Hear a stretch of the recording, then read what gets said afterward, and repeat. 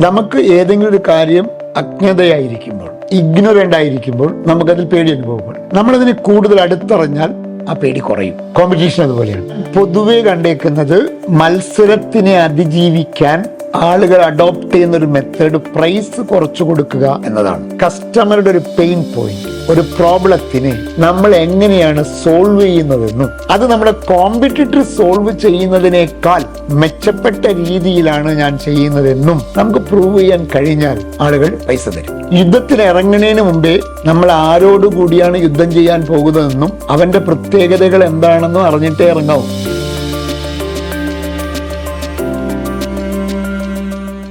നമസ്കാരം സർ. നമസ്കാരം സർ, പല ഓൺട്രപ്രണേഴ്സിന്റെ അടുത്തും ഒരു മെയിൻ ചാലഞ്ച് എന്താണെന്ന് വെച്ച് കഴിഞ്ഞാൽ അവർ ആദ്യം പറയുന്ന ഒരു റീസൺ ഇന്റേണൽ ആയിട്ടുള്ള പല കാര്യങ്ങളെക്കാൾ കൂടുതൽ കോമ്പറ്റീഷൻ ആണ് എന്ന് പറയാറുണ്ട്. കോമ്പറ്റീഷനെ വലിയൊരു ചാലഞ്ച് ആയിട്ടാണ് അവർ ആദ്യം പ്രൊജക്ട് ചെയ്ത് പറയുന്നത്. എന്തുകൊണ്ടായിരിക്കും സർ അവർക്ക് ഈ കോമ്പറ്റീഷൻ എന്ന് പറയുന്ന ഒരു കാര്യത്തിൽ ഇത്ര പേടി, അല്ലെങ്കിൽ അവർക്ക് അത് മാത്രം ഒരു ചാലഞ്ചിങ് ആയിട്ടുള്ള കാര്യമായിട്ട് എന്തുകൊണ്ടായിരിക്കും ഫീൽ ചെയ്യുന്നത്? ഒന്ന്, കോമ്പറ്റീഷനെ ആദ്യം പോസിറ്റീവായിട്ട് കാണണമെന്ന് വിശ്വസിക്കുന്ന ഒരാളാണ് ഞാൻ. കാരണം കോമ്പറ്റീഷൻ ഉള്ളത് കൊണ്ടാണ് നിങ്ങളെ മെച്ചപ്പെടുത്തുന്നത്. അത് ഏത് ഫീൽഡിലായാലും ഒരു കോമ്പറ്റീഷൻ ഉള്ളപ്പോൾ സ്വാഭാവികമായും നമ്മൾ കുറേ കൂടി അലേർട്ടായിരിക്കും, നമ്മൾ മെച്ചപ്പെടുത്തുക. പിന്നെ എന്തുകൊണ്ടാണ് പേടി എന്ന ചോദ്യത്തിന് ഉത്തരം, പേടി എപ്പോഴാണ് ഉണ്ടാവുക? ഒരു കാര്യത്തെ പറ്റി അറിയില്ലാത്തത് കൊണ്ടിട്ടാണ്. അതാണ് പേടി. ഇപ്പോൾ പണ്ട് ഇടി വെട്ടിയപ്പോൾ ആളുകൾക്ക് അത് എന്തുകൊണ്ടാണെന്ന് അറിയില്ലായിരുന്നു, അത് തെറ്റായി വ്യാഖ്യാനിക്കപ്പെട്ടിരുന്നു. അപ്പോൾ നമുക്ക് ഏതെങ്കിലും ഒരു കാര്യം അജ്ഞതയായിരിക്കുമ്പോൾ, ഇഗ്നോറൻ്റ് ആയിരിക്കുമ്പോൾ നമുക്കതിൽ പേടി അനുഭവപ്പെടും. നമ്മളതിനെ കൂടുതൽ അടുത്തറിഞ്ഞാൽ ആ പേടി കുറയും. കോമ്പറ്റീഷൻ അതുപോലെയാണ്. ഒന്ന്, കോമ്പറ്റീറ്ററെ കുറിച്ച് നമുക്ക് അറിയാൻ പാടില്ല. കോമ്പറ്റീറ്റർ എന്താ ചെയ്യുന്നത്, അവരുടെ പ്രോഡക്റ്റിൻ്റെ പ്രത്യേകത എന്താണ്, അവരുടെ സ്ട്രാറ്റജികൾ എന്താണ്, എന്തുകൊണ്ടാണ് അവരിങ്ങനെ വിൽക്കുന്നത്, ഇതിനെക്കുറിച്ചൊന്നും നമുക്കൊരു ധാരണയില്ല. കോമ്പറ്റേറ്റീവ് ഇൻ്റലിജൻസ് എന്നാണ് അതിനെ വിളിക്കുക. അത് നമുക്ക് ചെയ്യാൻ കഴിഞ്ഞാൽ ഒന്ന്, നമുക്ക് പേടി കുറയും. രണ്ട്, ഇനി നമുക്ക് എന്താ ചെയ്യേണ്ടേ എന്നതിൽ വ്യക്തമായൊരു ധാരണയുണ്ടാകും. എല്ലാ സ്ട്രാറ്റജികളും നമ്മൾ സ്വയമായി ഉണ്ടാക്കിയെടുക്കുന്നതല്ല. നമ്മുടെ കോമ്പറ്റീറ്ററെ കാണുമ്പോൾ ചിലപ്പോൾ അതിൽ ചിലത് നമുക്ക് ഫോളോ ചെയ്യാൻ പറ്റുന്നതായിരിക്കും. ചിലപ്പോൾ അയാളുടെ സ്ട്രാറ്റജിയെ മറികടക്കാനുള്ള പുതിയ ഇന്നോവേറ്റീവായ എന്തെങ്കിലും ഒരു മെത്തഡോളജിയോ സ്ട്രാറ്റജിയോ നമുക്ക് ഉണ്ടാക്കാൻ കഴിയുന്നതാണ്.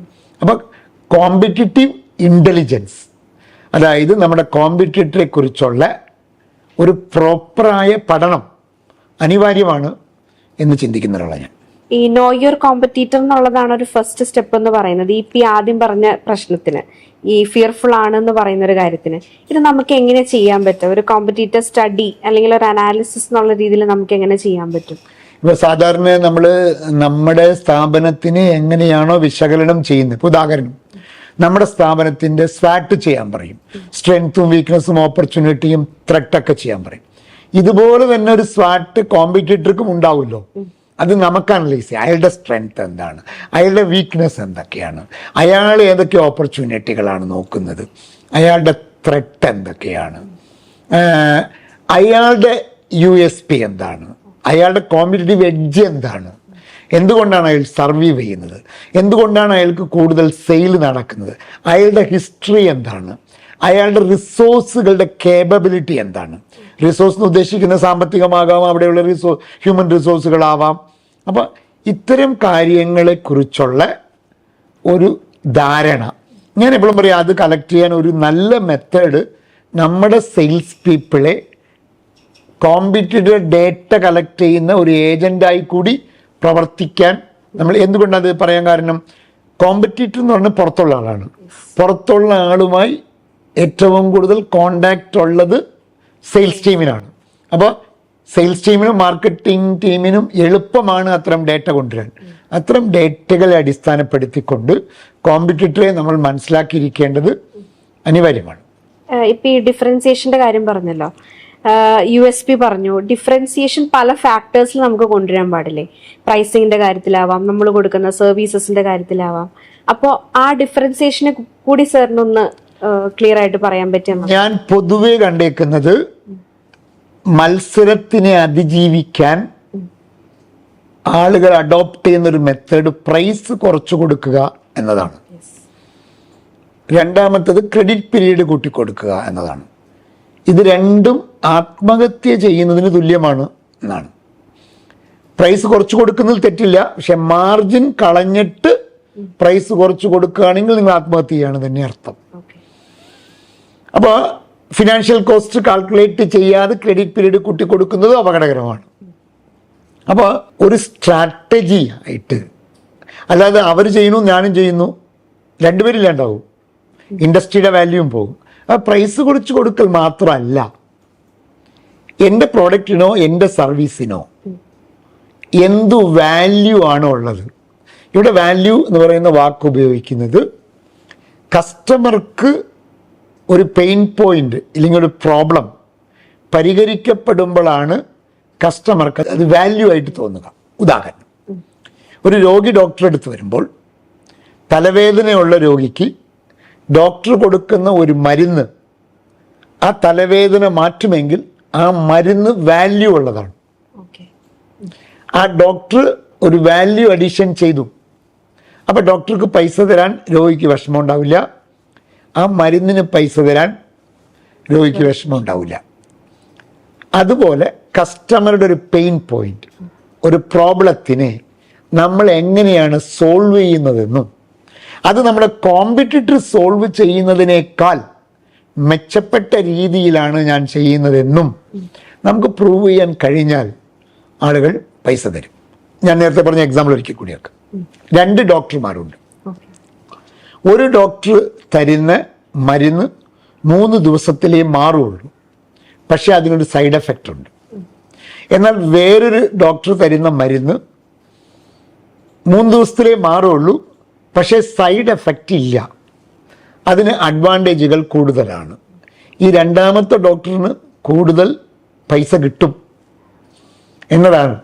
അല്ല, അതിൽ കൃത്യമായിട്ട് ധരിപ്പിക്കാൻ കഴിഞ്ഞാൽ ഇത് ബിസിനസ്സിലും ബാധകമാണ്. അതായത് പ്രൈസിൽ കോമ്പീറ്റ് ചെയ്യുക എന്നതിനപ്പുറത്തേക്ക് വാല്യൂ ആഡഡ് ആയിട്ടുള്ള കാര്യങ്ങൾ കൊടുത്താൽ മാത്രമാണ് കോമ്പറ്റീഷൻ സർവൈവ് ചെയ്യാൻ പറ്റുള്ളൂ. ഇങ്ങനെയാണ് ഞാൻ വയ്ക്കുന്നത്. പ്രൈസ് പെർസീവ്ഡ് വാല്യൂ ആണ്. കസ്റ്റമർക്ക് വാല്യൂ തോന്നിയാൽ കസ്റ്റമർ പൈസ തരും. പിന്നെ ചില കസ്റ്റമർ എന്താ പൈസ തരാത്ത, അയാൾ നിങ്ങൾ ടാർഗറ്റ് കസ്റ്റമർ ആയിരിക്കില്ല എന്നതാണ്. മാരുതി വാങ്ങാൻ കേപ്പബിലിറ്റി ഉള്ള ഒരാളോട് നമ്മൾ ബെൻസ് വിൽക്കാൻ പോയാൽ നടക്കാത്ത പോലെയാണ്. ലോ കോസ്റ്റ് ആയിട്ടുള്ള കോമ്പറ്റീറ്റേഴ്സ് ഉണ്ട്. ഇപ്പൊ ഒരാൾ പറയാണ് എന്നെക്കാളും വില കുറച്ചാണ് അവർ കൊടുത്ത് വിൽക്കുന്നത്, അതുകൊണ്ട് കസ്റ്റമേഴ്സ് അങ്ങോട്ട് പോകുന്നു. അപ്പൊ അതിനുള്ള ഒരു സൊല്യൂഷൻ ആണ് ഇത്, വാല്യൂ അഡീഷൻ കൊടുക്കുക എന്ന് പറയുന്നത്. ലോ കോസ്റ്റ് എന്ന് ഉദ്ദേശിക്കുന്നത് പല രീതിക്ക് നമുക്കറിയാം. ലോ കോസ്റ്റ് എന്ന് ഉദ്ദേശിക്കുന്നത് ഉദാഹരണം, 5000 രൂപയ്ക്കും ഇവിടെ ഫോൺ കിട്ടും, 1 ലക്ഷം രൂപയ്ക്കും ഫോൺ കിട്ടും. 1 ലക്ഷം രൂപയുടെ ഫോണിന്റെ പർപ്പസ് അല്ല 5000ന്റെ പർപ്പസ്. അപ്പൊ കോസ്റ്റ് എന്ന് പറയുന്നത് ഇതിന് എന്തിനെ അടിസ്ഥാനം? 5000 രൂപ മേടിക്കുന്ന ഒരാളെ അപേക്ഷിച്ച് അയാളുടെ ബെനിഫിറ്റ് അതാണ്. 1 ലക്ഷം രൂപയ്ക്ക് മേടിക്കുന്ന ആൾക്ക്. അപ്പൊ ഇത് രണ്ടും കോമ്പറ്റീഷൻ അല്ല. 5000 രൂപയുടെ ഫോൺകാരനും 1 ലക്ഷം രൂപയുടെ ഫോൺകാരനും കോമ്പറ്റീറ്റർ അല്ല എന്ന് വിശ്വസിക്കുന്ന ഒരാളാണ് ഞാൻ. 1 ലക്ഷം രൂപയ്ക്ക് വിൽക്കുന്ന വേറൊരു കോമ്പറ്റീറ്റർ ഉണ്ട്, അയാൾ 95,000 വിൽക്കുന്നു, അത് കോമ്പറ്റീഷനാണ്.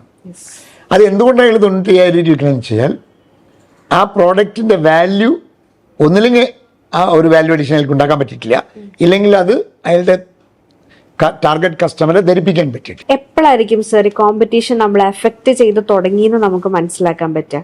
ഇപ്പോൾ ഒന്നാമത്തെ കാര്യം നമുക്കറിയാം, സെയിൽസ് കുറയുക എന്നുള്ളൊരു കാര്യമാണ്. അല്ലാതെ ഇപ്പൊ കസ്റ്റമർ ബിഹേവിയർ ചേഞ്ച് ചെയ്യുക, അങ്ങനത്തെ കുറെ കാര്യങ്ങളുണ്ടല്ലോ. എപ്പം മുതൽ ഈ കോമ്പറ്റീഷൻ ടൈറ്റ് ആയിട്ട് വരുന്നത് നമ്മൾ എഫക്ട് ചെയ്ത് തുടങ്ങി? ഇതിന്റെ സിംറ്റംസ് എന്തായിരിക്കും എന്നൊന്ന് പറയാൻ പറ്റും? നിങ്ങൾ കമ്പനി തുടങ്ങുന്ന സമയത്തെ കോമ്പറ്റീഷനെ കുറിച്ച് പഠിച്ചിട്ടേ തുടങ്ങാവൂ. നമ്മളെപ്പോഴും കളികളായിക്കോട്ടെ ഇല്ലെങ്കിൽ ഒരു യുദ്ധമായിക്കോട്ടെ, യുദ്ധത്തിന് ഇറങ്ങുന്നതിന് മുമ്പേ നമ്മൾ ആരോടുകൂടിയാണ് യുദ്ധം ചെയ്യാൻ പോകുന്നതെന്നും അവൻ്റെ പ്രത്യേകതകൾ എന്താണെന്നും അറിഞ്ഞിട്ടേ ഇറങ്ങാവൂ. ബോക്സിങ്ങിൽ ഇടിക്കാൻ വരുമ്പോൾ കോമ്പറ്റീറ്റർ ആരാന്ന് കയറി ഇടികൊണ്ട് മരിക്കുന്നതിനേക്കാൾ നല്ലത്. അപ്പോൾ ഇത് എപ്പോഴാണ് പഠിക്കേണ്ടതെന്ന് ചോദിച്ചാൽ ഫ്രം ദ ബിഗിനിങ്. നിങ്ങൾ എന്നാണ് തുടങ്ങാൻ തീരുമാനിച്ചത് അന്നേ നിങ്ങൾ പഠിച്ചിട്ടേ തൊഴിൽ തുടങ്ങാവൂ എന്താണ്. പക്ഷെ നോർമലി ആളുകൾ സീരിയസ് ആയി പഠിക്കാൻ തുടങ്ങുന്നത് ഒരു അടി കിട്ടുമ്പോഴാണ്. അതായത് നമ്മളെ ഒരു ബോക്സിങ്ങിന് പോയി അവൻ അടിച്ച് നമ്മുടെ പല്ല് കളഞ്ഞതിന് ശേഷം അയ്യോ ഇവൻ ആൾ കൊള്ളല്ലോ, സ്ട്രോങ് ആണല്ലോ, എന്നാ ഒന്ന് അന്വേഷിച്ചേക്കാം. അപ്പം നഷ്ടപ്പെട്ടത് ഒരു പല്ലാണ്.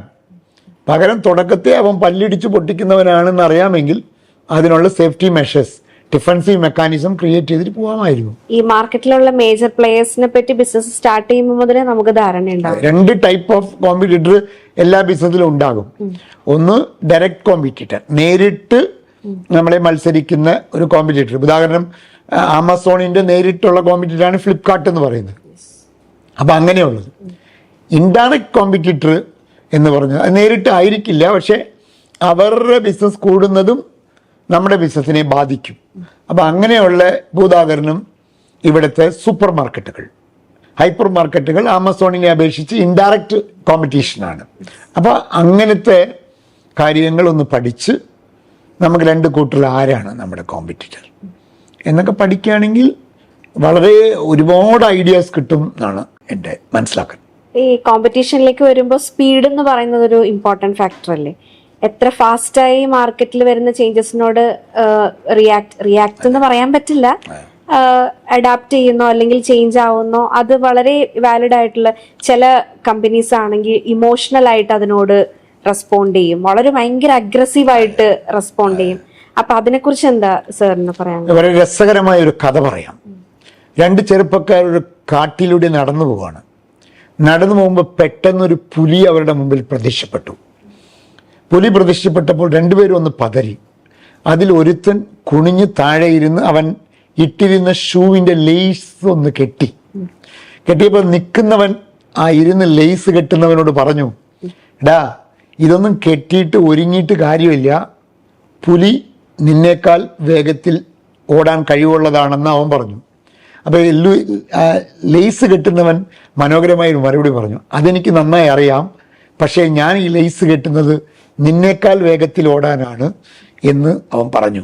അതിൻ്റെ അർത്ഥം ഇതാണ്, ഈ 2 പേരിൽ ആരാണോ വേഗത്തിൽ ഓടുന്നവൻ അവൻ രക്ഷപ്പെടും, അവൻ്റെ പിന്നിൽ ഓടുന്നവൻ പുലിയുടെ വായിൽ പോകും. ഇത് എല്ലാ ബിസിനസ്സിലും ബാധകമാണ്. 2 പേരും ഒരേ മാർക്കറ്റിലാണ് ഓടുന്നത്. വേഗത ആര് കൂടുതലുണ്ടോ അവർ വിജയിക്കും എന്നതാണ്. നെറ്റ്ഫ്ലിക്സും ബ്ലോക്ക് ബസ്റ്ററും ഒരേ ഇൻഡസ്ട്രിയിൽ ഒരേപോലെ വന്നവരാണ്.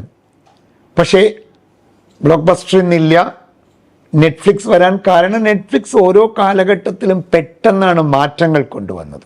അപ്പം മാറ്റം കൊണ്ടുവരുന്നു എന്നല്ല, എത്ര വേഗത്തിൽ മാറ്റം കൊണ്ടുവരുന്നു എന്നതാണ് വളരെ പ്രധാനപ്പെട്ട. ഫാസ്റ്റ് യു റെസ്പോണ്ട് എന്ന് പറയുന്നത് വളരെ വാലിഡ് ആണ് ഇന്നത്തെ മാർക്കറ്റ് കണ്ടീഷൻ. ഒരു നമ്മളിപ്പോൾ കുറെ സമഗ്രയിലോട്ട് വരികയാണെങ്കിൽ സാറാണെങ്കിലും കുറെ MSME ഓൺട്രപ്രണേഴ്സിന് ട്രെയിനിങ് കൊടുത്ത് അവരെ ട്രാൻസ്ഫോം ചെയ്ത ഒരാളാണ്. ഞാൻ ചോദിക്കുകയാണ്, MSMEയിലുള്ളവരെ നമുക്ക് എങ്ങനെ ഈ ഒരു കോമ്പറ്റീഷൻ എന്ന് പറയുന്ന ഒരു കാര്യത്തിനോട് ഫൈറ്റ് ചെയ്യാൻ നമുക്ക് കേപ്പബിൾ ആക്കാനായിട്ട് പറ്റും? SMEയുടെ ഏറ്റവും വലിയൊരു പെയിൻ പോയിന്റ് അഭിപ്രായങ്ങൾ പറയുന്നതും തീരുമാനങ്ങൾ എടുക്കുന്നതും ഡേറ്റയെ അടിസ്ഥാനപ്പെടുത്തിയല്ല. കോമ്പറ്റീറ്ററെ കുറിച്ച് പറയുമ്പോൾ അയാൾ ശരിയല്ല, അല്ലെങ്കിൽ അവൻ ഇങ്ങനെയാണ് ചെയ്യുന്നത്, എന്ത് ഡേറ്റയാണ് അവരെക്കുറിച്ച് നിങ്ങളുടെ കയ്യിലുള്ളത്? ഡേറ്റകളാണ് അവർ സ്ട്രോങ് ആണോ അല്ലയോ എന്ന് നമുക്ക് പറയാൻ പറ്റുള്ളൂ. കാരണം ഡേറ്റ വസ്തുതയാണ്. അപ്പോൾ കോമ്പറ്റീറ്ററിനെ കുറിച്ചുള്ള ഡേറ്റ കളക്ട് ചെയ്യാൻ ഒരു സിസ്റ്റം നമ്മുടെ സ്ഥാപനത്തിൽ ഉണ്ടാക്കണം എന്നാണ് SMEക്കാരോട് എനിക്ക് പറയാനുള്ളത്.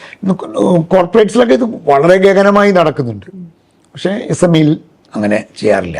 തോന്നിയ പോലെ പറയും, അവരങ്ങനെയാണ് ഇവരെങ്ങനെയാണ്, അത് അവൻ ചെയ്യുന്നത് ശരിയല്ലാത്തതുകൊണ്ടാണ്, അവനെ കള്ളത്തരമാണ് കാണിക്കുന്നത്.